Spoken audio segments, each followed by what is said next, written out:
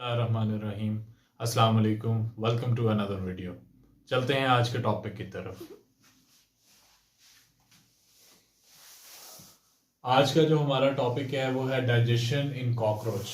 यानी हमने कॉकरोच के अंदर डाइजेशन किस तरह होती है, कौन कौन से उसके डाइजेस्टिव सिस्टम के पार्ट्स हैं या कौन सी टाइप है, उसके बारे में आज हमने डिस्कशन करनी है।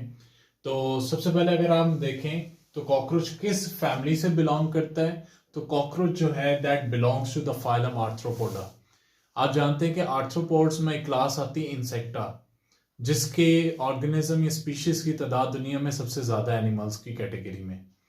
फिर अगर इसके अंदर हम डाइजेस्टिव सिस्टम की टाइप की बात करें तो cockroach have tube like digestive system, जो कि most efficient type of digestive system consider किया जाता है। इसके अंदर माउथ होता है for ingestion and anus for egestion. ये एक कंप्लीट एलिमेंट्री कैनाल के तौर पे हमें मिल जाता है।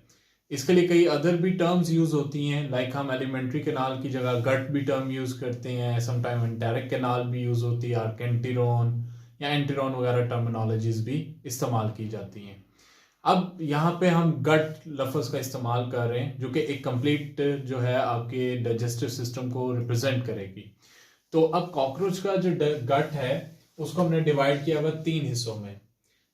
First one is the foregut, second one is the midgut, third one is the hindgut. अब देख लेते हैं कि फोर गट के अंदर कौन कौन से पार्ट्स आते हैं, मिड गट के अंदर कौन कौन से आते हैं और हाइंड गट में कौन कौन से आएंगे। तो स्टार्टिंग फ्रॉम द फोर गट, तो फोर गट में हमारे पास जो पहला पार्ट है that is the pharynx. Mouth के फौरी बाद क्या आ जाता है आपके पास, फेरिंग्स रीजन है। सेकेंड उसके बाद हमारे पास यहाँ पे मौजूद है क्रॉप, और थर्ड नंबर पे हमारे पास है गिजर्ड। फिर फोरगट के बाद हमारे पास पार्ट आता है हेपेटिक, सीकम है मिडगट में, जो कि अगर आप देख रहे हैं फिंगर लाइक प्रोजेक्शंस आपको मिल जाएंगी। फिर हमारे पास सेकंड जो पार्ट मिडगट का है वो है मेजेंटेरॉन, यानी इसका बेसिक जो ओरिजिनल स्टमक है जिसने डाइजेशन में हेल्प करना है। बाकी फिर लास्ट पे हमारे पास क्या है, हाइंड गट मौजूद होती है। हाइंड गट में हमारे पास इलियम है, कोलोन है, रेक्टम है, क्लोइकल अपर्चर है।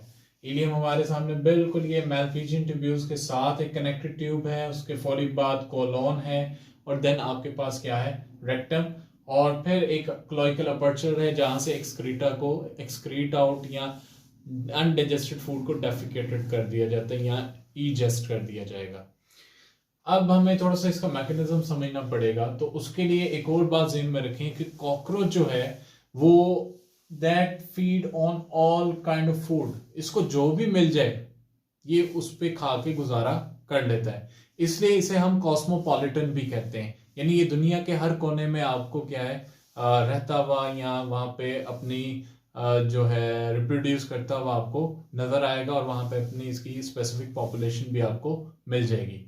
क्यों? क्योंकि ये तमाम टाइप्स ऑफ फूड पे फीड कर सकता है, इसके लिए फूड का कोई मसला नहीं है। अब फूड के लिए किस मैकेनिज्म को फॉलो किया जाता है ड्यूरिंग डाइजेशन सॉरी, और उसके अंदर हमारे पास सबसे पहला जो पार्ट है वो मैंडिबल है। मैंडिबल जिस तरह हमारे पास लोअर जॉ वाला पोर्शन होता है, इसके पास मैंडिबल है जिसके जरिए दो कह लें कि इसके जॉज के पार्ट हैं जो कि क्रशिंग ऑफ फूड में मदद करेंगे। तो ये क्रशिंग ऑफ फूड में मदद करता है। देन जब फूड को क्रश कर लिया जाता है तो माउथ के जरिए इंजेस्ट किया जाएगा। अब जब वो इंजेस्ट हो रहा है तो देन सबसे पहला जो पार्ट जहां पे ये पहुंचता है दैट इज फेरिंग्स। फेरिंग्स के बाद उस खुराक को जमा किया जाता है क्रॉप में। क्रॉप को अगर मैं जनरली थोड़ा सा समझाना चाहूँ तो ये एक कह लें कि स्टोर करने की जगह फूड को, जहां से फिर थोड़ा थोड़ा फूड आगे डाइजेशन के प्रोसेस से गुजारा जाता है। इकट्ठा फूड कभी भी नहीं भेजा जाएगा। वो क्यों? उसके पीछे रीजन क्या है कि बाकी का जो फूड अंदर गया है उसको अब प्रॉपर ग्राइंडिंग रिक्वायर्ड है, और उसको फिर ग्राइंडिंग के लिए इकट्ठा एक टाइम पे आप ग्राइंड नहीं कर सकते। उसके लिए उसको थोड़ा थोड़ा छोटे छोटे पार्ट्स या चंक्स में आगे भेजा जाता है। तो क्रॉप से खुराक को भेजा जाएगा गिजर्ड की तरफ। गिजर्ड एक मस्कुलर पार्ट है। ये जो मस्कुलर पार्ट है इसका काम है जो food chunk by chunk coming from the crop है उसको सिंपली क्या किया जाए, पीस दिया जाए, ग्राइंड कर दिया जाए, ताकि बेहतर तरीके से जो है उसकी डाइजेशन हो सके। उससे पहले अगर मैं थोड़ा सा हवाला देना चाहूँ तो जो आपके माउथ से फेरिंग्स और क्रॉप तक का जो सफर है, इस दौरानिये में भी डाइजेशन का एक स्पेसिफिक अमल हो चुका होता है। क्यों? क्योंकि यहाँ पे सलाइवरी ग्लैंड्स होते हैं। ये सलाइवरी ग्लैंड्स जो हैं, ये सिंपली उसकी डाइजेशन में क्या करते हैं, मदद करते हैं। डिफरेंट काइंड ऑफ जो कार्बोहाइड्रेट्स उसके फूड में मौजूद होते हैं, उसको डाइजेस्ट करते हैं। फिर जब ये सेमी डाइजेस्टेड फूड क्रॉप में इकट्ठा होकर देन गिजर्ट में, मैंने जिस तरह कि आपको बताया कि चंक बाय चंक यानी छोटे छोटे टुकड़ों में पहुंचाया जाएगा। फिर गिजर्ट का काम उसको ग्राइंड करना है, वो उसको पीसेगा, ग्राइंड करेगा, ताकि उस पे बाकी के जो डाइजेस्टिव प्रोसेस है उससे गुजारा जा सके और बेहतर तरीके से एंजाइमेटिक एक्टिविटीज हो सके। तो फिर गिजर्ट से खुराक जो है वो मूव करती है एक पोर्शन की तरफ जहां पे different kind of enzyme secrete होते हैं। They are the finger like projections, जिन्हें हम नाम देते हैं हेपेटिक सीकम का। ये हेपेटिक सीकम जो है, ये डाइजेस्ट करने में फूड को मदद करते हैं विद मेसेंटेरोन पार्ट, यानी इसमें दो जो आपके पास पार्ट हैं मिड गट के, एक हेपेटिक सीकम और दूसरा आपके पास मेसेंटेरोन। ये दोनों मिलकर क्या करेंगे, सिंपली डाइजेशन के प्रोसेस को कंप्लीट कर देंगे। अब डाइजेशन जब कंप्लीट हो जाएगी तो देन खुराक को एब्जॉर्ब कर लिया जाएगा। बाकी का जो फूड अब आपके पास अनडाइजेस्टेड है उसको आगे गट के पोर्शन यानी हाइंड गट की तरफ भेजा जाएगा। अब हाइंड गट में अगर आप थोड़ा सा देखें ध्यान से तो हमारे पास यहाँ पे एक ये मेल्पिजियन ट्यूब्यूल्स हैं। ये असल में इसका एक्सक्रीटरी पार्ट है, ठीक है। लेकिन एक बात अपने ज़हन में बिठा लें, बल्कि आपको ये चीज पता होनी चाहिए कि जो मेल्पिजियन ट्यूब्यूल्स हैं, एक्सक्रीटरी पार्ट तो है, लेकिन सोचने वाली बात यह है कि ये इन जो आपकी गट वाला पोर्शन है कॉकरोच का, उसके साथ कनेक्टेड क्यों है?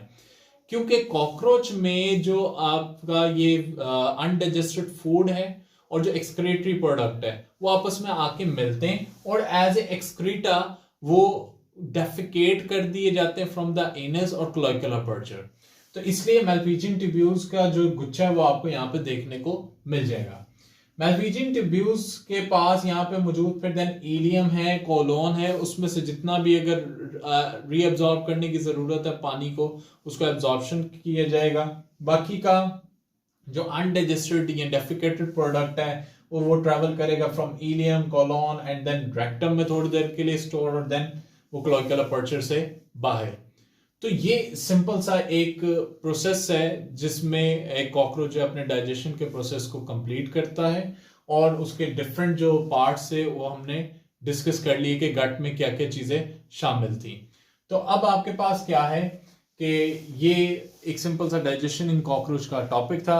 उम्मीद है कि आपको इससे काफ़ी कुछ सीखने को और इन्फॉर्मेटिव मिला होगा। बाकी इंशाल्लाह होती है मुलाकात आपसे नेक्स्ट वीडियो में, तब तक के लिए अल्लाह हाफिज़।